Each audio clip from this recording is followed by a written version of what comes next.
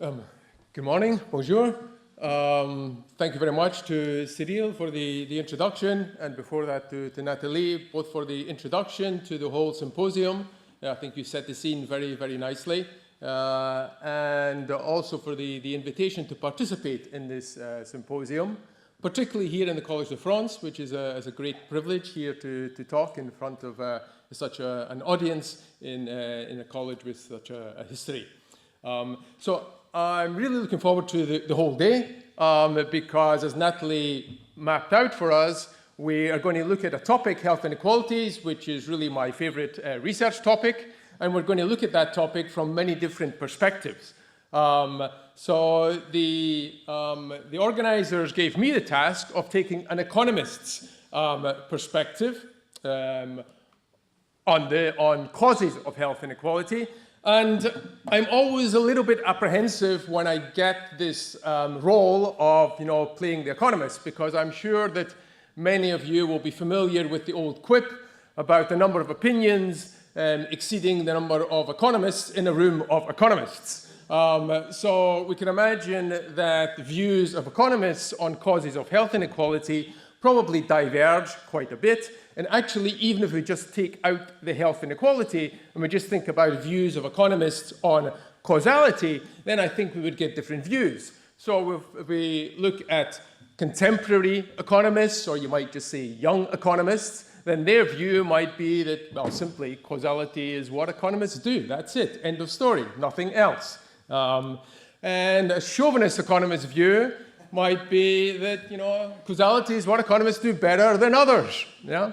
And some of you might think, well, you can just leave out the adjective there because that's just what economists think. Yeah?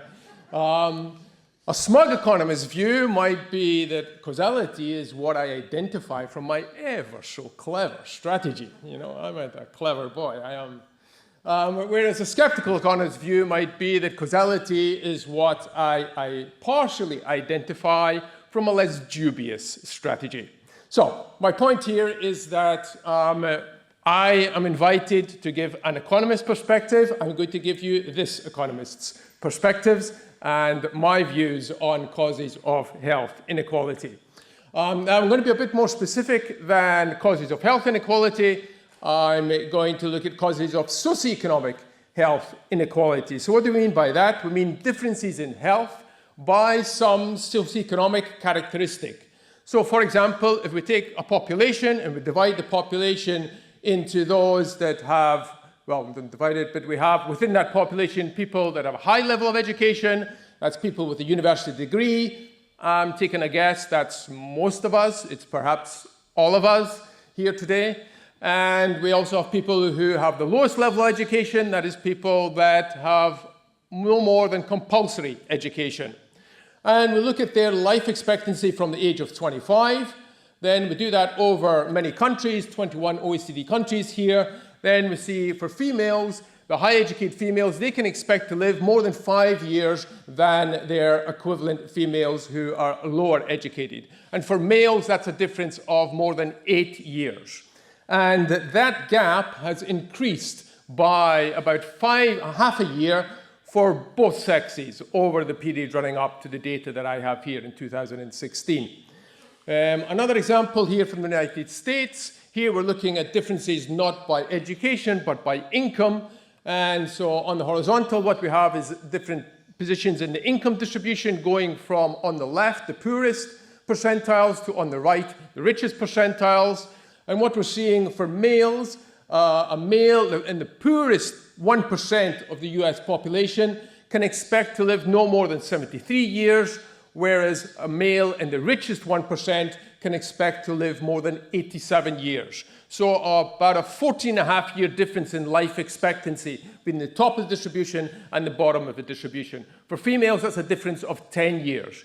And again, if we look over time, we see that in the US, these gaps in life expectancy by income have been increasing over time.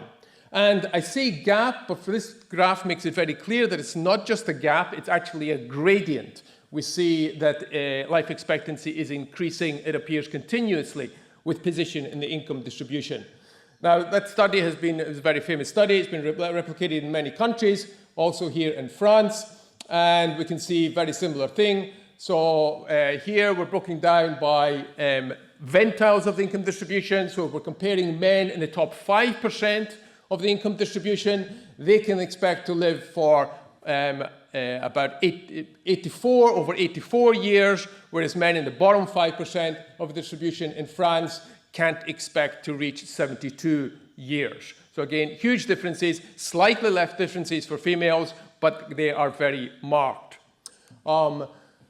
Now, those are all differences looking at life expectancy. They're coming from differences in mortality, but we could look at many different dimensions and measures of health, and we will see these socioeconomic gaps or socioeconomic gradients. So here I'm just giving you one example. This is from many European countries, but I've highlighted here for France. This is from the age, people who have reached the age of 50, and we're looking at how many years they can expect to live without disability. And if we look for males in France, we can see that a male in the high education group could expect to live for another 21 years without disability, whereas a male in the lowest education group could expect to live for only another 15 years, 14, 15 years without disability. Yeah. So this is sort of the subject matter of my talk. And though I gave you a few descriptives, but we could go on, and Nathalie also gave some descriptives.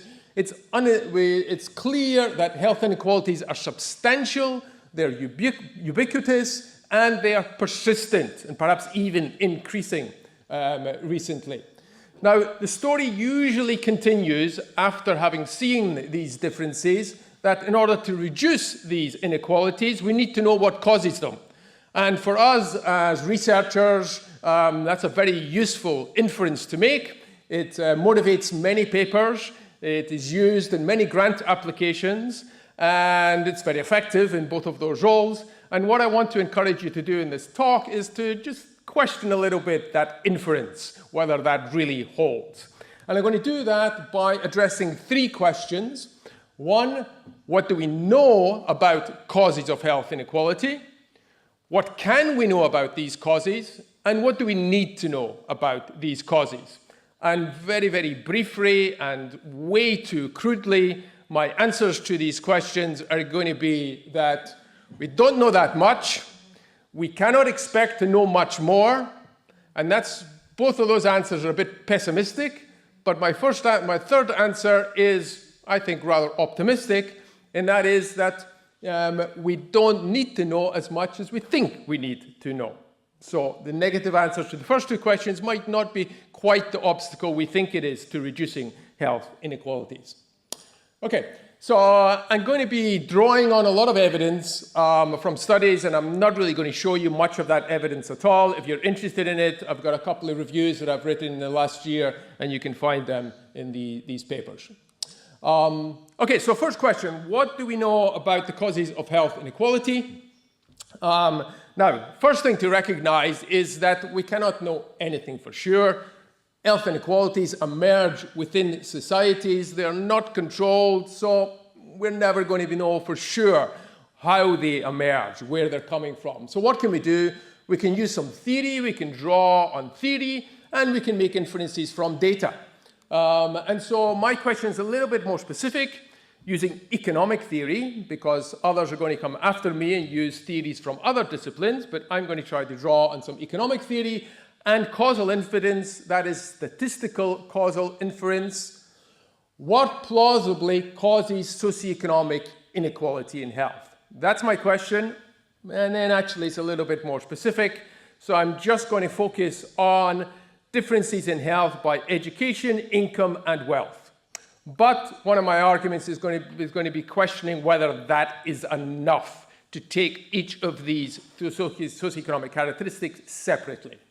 And I'm going to focus just on high-income countries. Okay, so theory. Before I go into the theory, I want to just sort of a little preliminary here. Nathalie also already mentioned the Black Report and then the WHO Commission on the Social Determinants of Health. And in that literature, basically the public health literature on socioeconomic determinants of health, usually there's a distinction between the three sets of theories. And these are usually identified as material, behavioral, and psychosocial. So the differences in health result from socioeconomic differences in exposure to material determinants, behavioral determinants, and psychosocial determinants of health.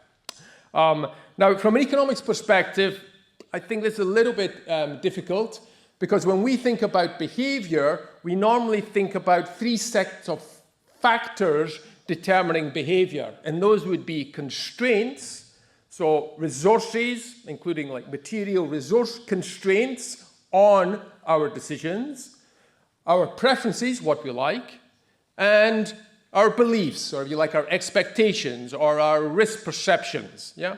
So models usually, have these three components, and from these three components we explain behavior. Now, if we take that perspective, then this division between material theories and behavioral theories, it becomes a little bit more difficult, because I think from our perspective in economics, we would see that behavior is partly determined by the material constraints. And I think it's important to make this point, because sometimes the behavioral explanation is sort of criticized because it's saying, well, it's blaming people for their preferences, for what they're choosing to do. From an economics perspective, we would not recognize that, because we see, well, people are making choices subject to constraints, and they adopt certain behaviors because of those constraints. Yeah. Okay, now theories, economic theories for the determination of health by socioeconomic characteristics, I'm not going to go into any detail here whatsoever. I'll just point out we could take a number of different theories within economics. Let's say we even take the most extreme one, where we assume that people are rational and that they value their health, and they also produce their health. And they produce their health by combining goods that have an impact on their health, like healthcare most obviously, but also nutrition and exercise, etc., and their own time, which is used up in consuming those goods to produce health. If we take that broad framework, then from that framework, we would get predictions that higher educated people will have higher health. And why will they have higher health? Basically because the theory would say they're going to be more efficient in producing health. Why are they more efficient in producing health? A number of different explanations, but basically the idea would be they're going to be better at absorbing information and using information in order to improve their health, would be one sort of mechanism there.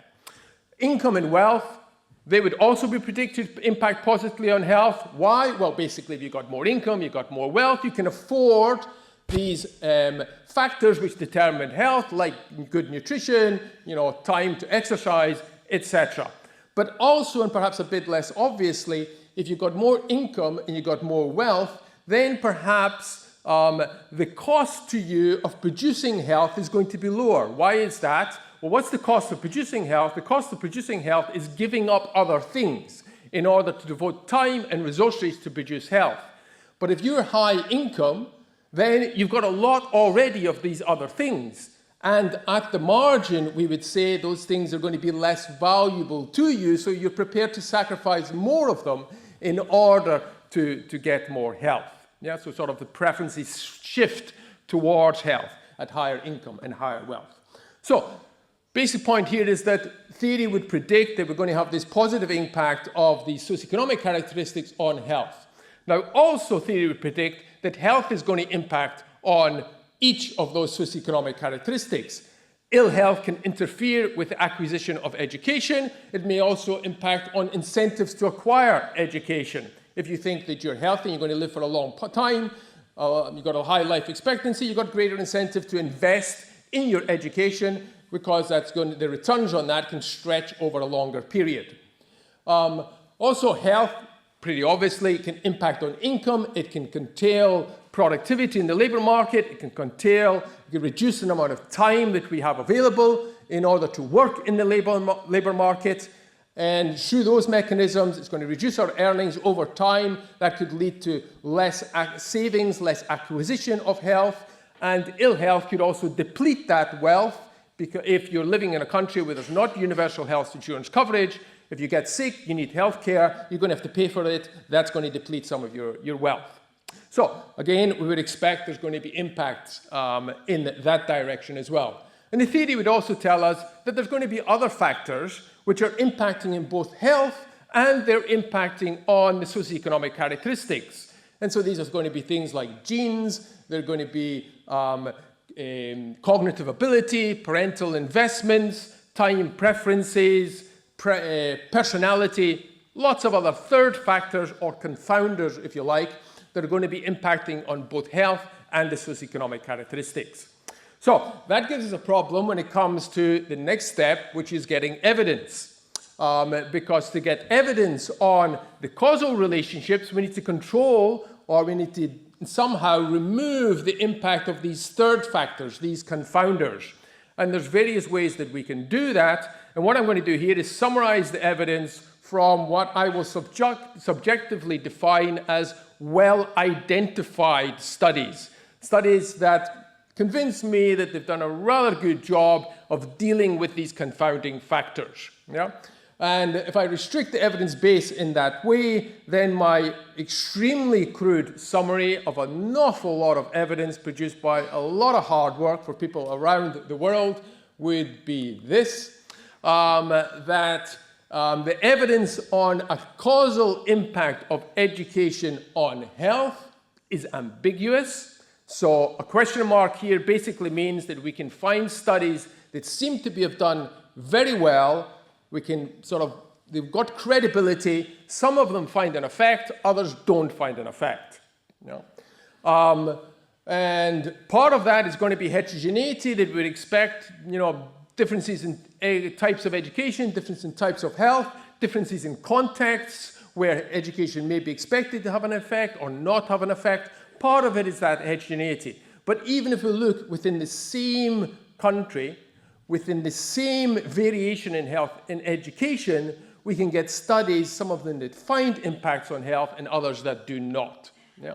So I would say that the evidence there is ambiguous. With respect to the impact of income on health within adulthood, so this is changes in income within adulthood, does that impact on health within adulthood? I've got a red cross here indicating that I can find no, what I would class as a well-identified study that is finding that impact. Yeah? Alternatively, impact of income on health in infanthood and in childhood, then I think we can find studies that find variation in health, in income, when in infanthood or even in utero, and then impacts that variation in income has on health in childhood and perhaps sometimes even going on into adulthood. And wealth on health, again, the evidence is ambiguous. Sometimes we find an effect, other times we don't find an effect. Now, I had this red cross for the impact of income on health in adulthood, within adulthood. A few years ago, I might have put a question mark there. This study has sort of convinced me that perhaps I should put a red cross. So it's a fantastic study that's done a randomized controlled trial where they basically randomly give people more income. So it's done by Sarah Miller and others, Miller's at Michigan. So what to do? So the population is lower income young adults in Illinois and Texas. Yeah? And it's a randomized study. These are people who are lower income, so they're no more than 300% of the federal poverty line, but they're not on means-tested benefits, so they're not the lowest income.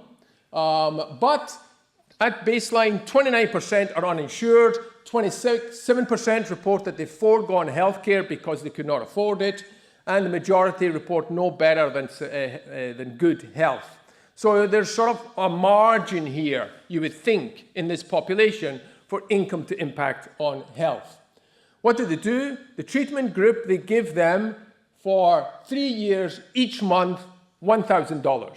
Yeah? So that's a big increase given that they are lower income. The control group, they get $50 only for 3 years. They measure many outcomes in health. So got many measures of physical health, measures of mental health, healthcare use, health insurance, out-of-pocket spending on health, and health behaviors. They've really done a fantastic job in being comprehensive in the measurement. So what do they find? For the physical health measures, they get a precisely estimated null effect, no effect, that they're fairly confident is no effect. For the mental health indicators, they find in the first year, more income does reduce stress, does reduce mental distress, but it only lasts for the first year and then it dissipates. For healthcare, they find that the treatment group uses more hospital care. Strangely, they use more emergency care. They spend a bit more out of pocket on healthcare, but there's no effect on the health behaviors. Yeah? Now, with the caveat that we see some effects on healthcare, we see some effects on health spending. We followed those people, they have followed the people for 3 years. They see no effects on health. Perhaps after 10 years, 20 years, 30 years, they may see effects on health. We don't know yet. Okay, so that's the evidence in that direction. The evidence in the other direction is pretty clear that when we get variation in health and fairly plausibly exogenous variation in health, shocks hitting people, we see that impacting on acquisition of education, on income, and on wealth.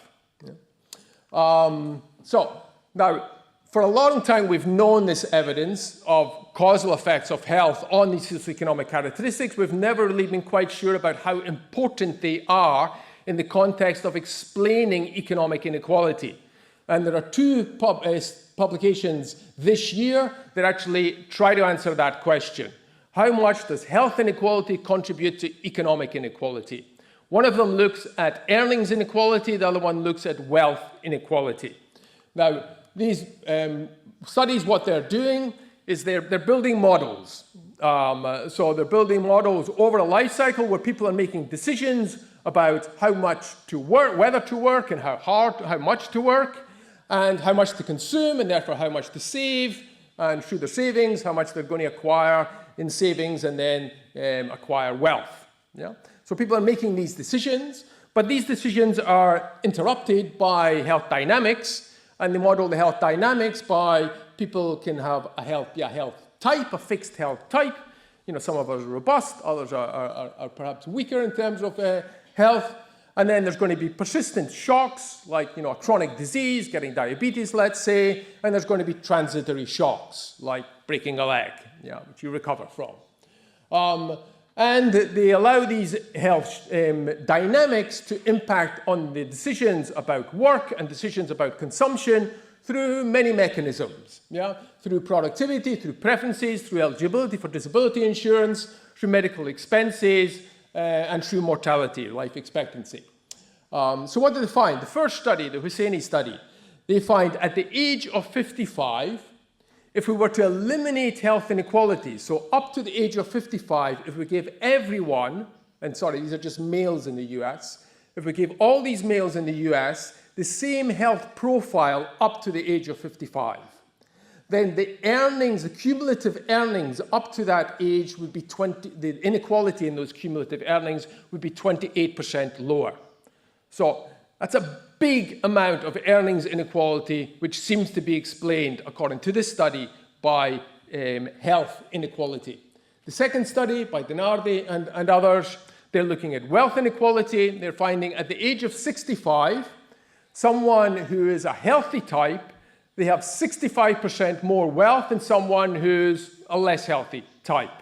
What explains that? The two main, in the basic model, the two main mechanisms is through earnings and through medical expenses. And they find both play a role, but by far the larger role is through earnings.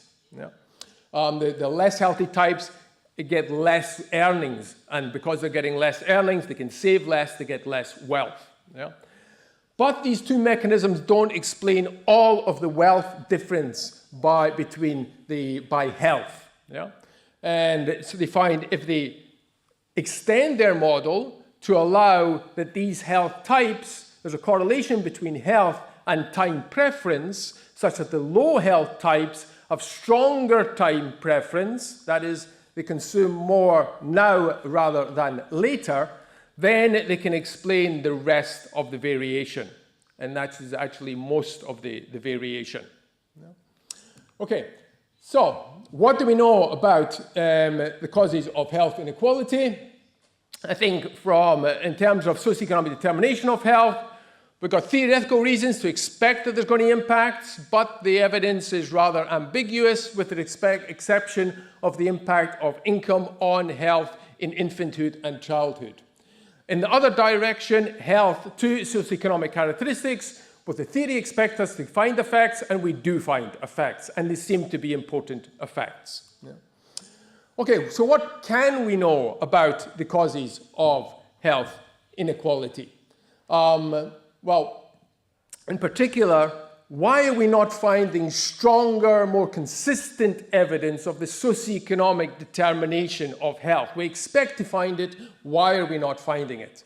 And I think there's various explanations, and two main explanations, and the sort of the usual explanations sort of blame the measures and blame the data. And I think both of them are valid, and particularly sort of blaming the data. As I mentioned earlier, even this very good study, the randomized controlled trial, it was done for 3 years. We don't know what's going to happen in 30 years. So it could be that the studies, the observation periods are just not sufficiently long to pick up effects of socioeconomic characteristics which impact on health with a very long lag. And we just can't get at that. So these are the typical explanations. Now, a less typical explanation is to think, well, perhaps it's not the measurement, perhaps it's not the data, perhaps it's the theory. Perhaps the theory is wrong. Yeah? And we could go two ways there. It could be that the level of education, income, and wealth do not impact on health. Perhaps at least in countries with high social safety nets that have broken a lot of the links by which education, income, and health can impact on health. Yeah? So that would be one sort of explanation. A more finer, perhaps refined explanation would be, well, it's not that these socioeconomic characteristics are irrelevant, but it's that the level of each one of them independently is not the relevant socioeconomic exposure. Yeah? And that takes me actually away from economics and towards the idea that it's socioeconomic position that is important for health. And this is a lot of what Nathalie was talking about earlier, emphasizing socioeconomic position. So the hypothesis here is that position within society is important for health. Now, Nathalie's spoken a little bit on that. Janet's going to follow me immediately. They are much better placed to tell you about the theories of why position within society may impact on health. So I'm not going to say anything about that. What I want to ask is, well, is this testable? Can we test this? Yeah. Now, the first thing I would say here is socioeconomic position.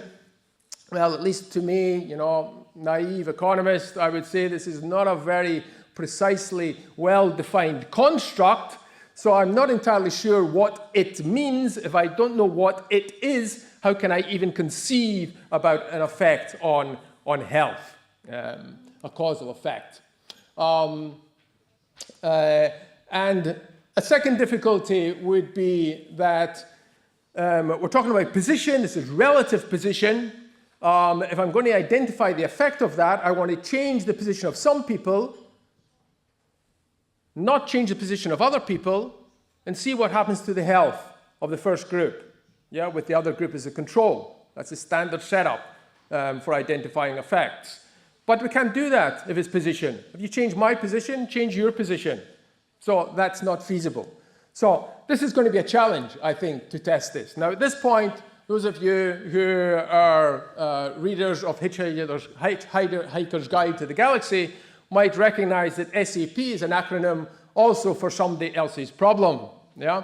So basically the principle in life that you're not responsible for sorting out someone else's mess. Yeah? So sociologists come up with this idea that it's position in society that counts. It's going to be difficult to test that. Leave it to them to work out how to test that. Yeah? It's not for us to solve that problem. Yeah?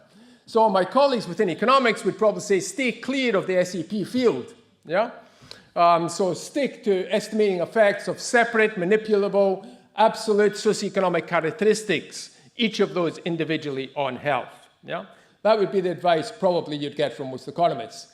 Some of us might worry that, well, perhaps if we sidestep that SAP field, perhaps we miss the action, and we want some of the glory. And we don't want to leave all that to the sociologists. or the social epidemiologists. Yeah? So we might miss effects of relative cumulative deprivation, which impacts perhaps multiplicatively over time. Nathalie, is this yours?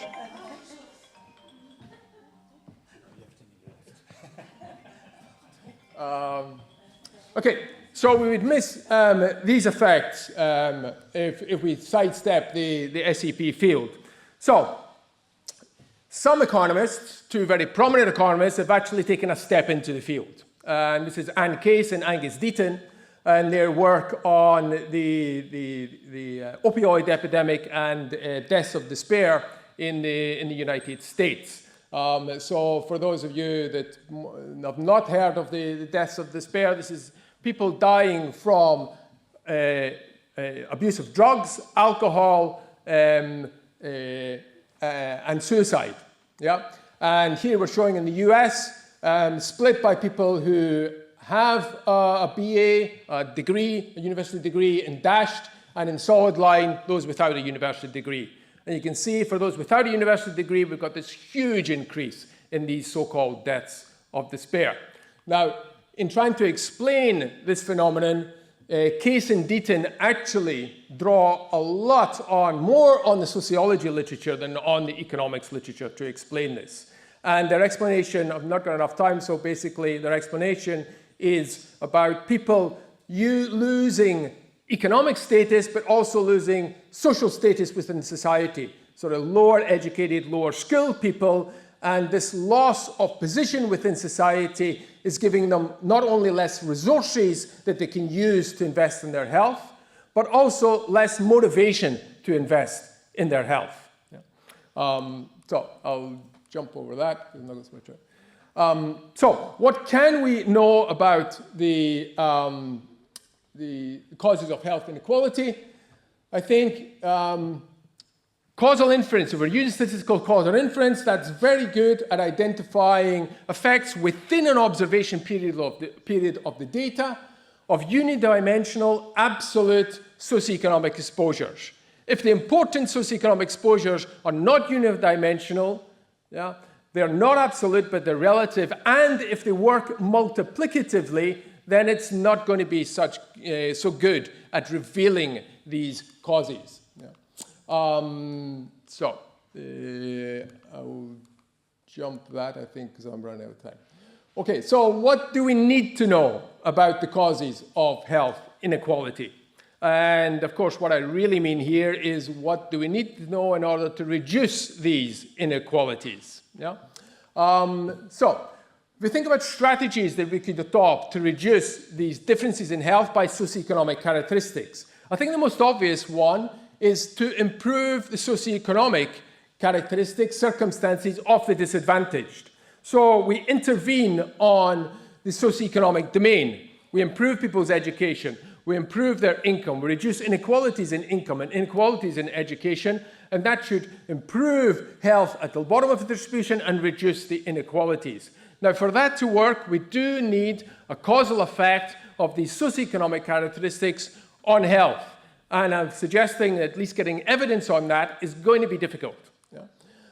An alternative strategy is to prioritize the health of the disadvantaged. So here we intervene not in the socioeconomic domain, but we intervene in the health domain. So you don't go after changing education, changing income, changing wealth.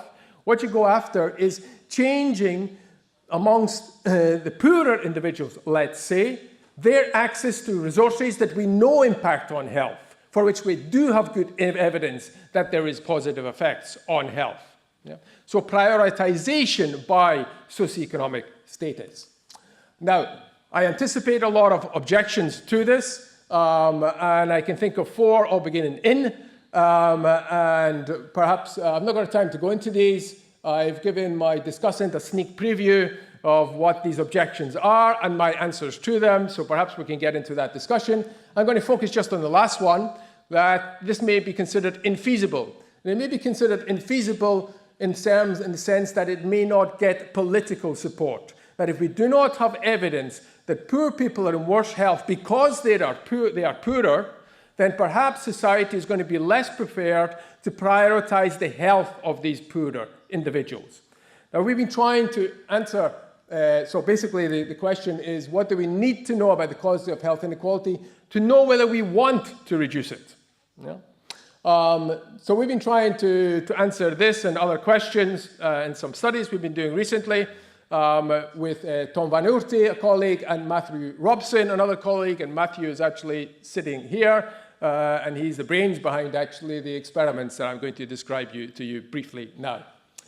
So what we're doing here is we're trying to understand people's aversion to health inequality, and also how strong that is, and also where it comes from. Yeah? So we have a study, which is an experiment. It's an online experiment done with a UK general public sample. And the participants allocate resources between hypothetical individuals. So they have a task, and they do this task many times. And in that task, they're faced with 3 hypothetical individuals. They've got a budget of resources. They've got to divide the resources between the 3 individuals. The resources impact on the health of the individuals. But the impact of the resources on the health can differ across the individuals. And doing that forces a trade-off between the participants could try to maximize the total health of the 3 individuals, or they could try to reduce the inequalities in health between the individuals. So we force them to make that trade-off, and the trade-off that they make reveals to us their aversion to the inequality. Okay, so in the first treatment we give them, the individuals are completely anonymous. We don't tell them anything about these individuals other than how productive they are at producing health. Yeah? So that identifies aversion to pure health inequality. So this is not socioeconomic, this is just differences in health. Yeah? So when we do that, what do we get? What we've got on the horizontal here is the share of resources which is given to any one of these 3 individuals. So if an individual gets an equal share, that's going to be 0.33. On the vertical axis, what you're seeing is the relative productivity of that individual. If they're all equally productive, that's also going to be 0.33. There's no differences between these individuals. You can see in that case, almost all the participants just share the resources equally. Yeah? There's no reason to do anything otherwise. If we move up from 0.33 on the vertical, then we're going to people who are more productive at producing their health. Now, if the participants wanted to maximize the total amount of health, they should give more resources to these individuals because they produce more health. And you can see very clearly, most of them don't do that. They give less resources. And that's revealing the aversion to inequality. And you can see also for the less productive individuals, they give more resources to the less productive individuals. What's the implications for health? You can see this is showing the health share on the right-hand side. Many of them try to equalize health. Some leave the people who are more productive also to have more health, so they don't completely eliminate the health inequality. So that's aversion to pure health inequality. What about this idea of prioritizing by income and giving greater priority to the health of people who are poorer? Is there support for that? Well, what we do is now in the second treatment, we tell the participants the income of these individuals, and when they do the task again. Yeah? And when we do that, what I'm comparing here, in any one round, there are 3 individuals, so we can rank them the poorest individual to the richest individual. And here I'm just looking at the mean health share given to these 3 types. And you can see that the poorest individual, on average, gets more than 1/3 share, and the richest individual gets less than a 1/3 share. So there is a slight amount of prioritization of the health of poorer individuals. Yeah?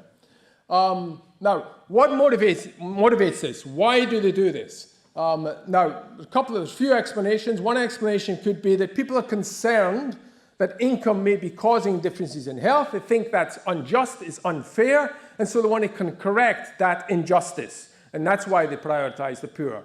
Now, that relies on people believing there is causality from income to health. Yeah? The alternative explanation is that people are concerned about overall well-being, or at least well-being that's determined both by health and by income. And they're trying to reduce inequality in that overall well-being. And in this particular experiment, they can do that by giving more health to the poorer individual. Yeah? And that would not require that they believe that there's any causal impact of income on health.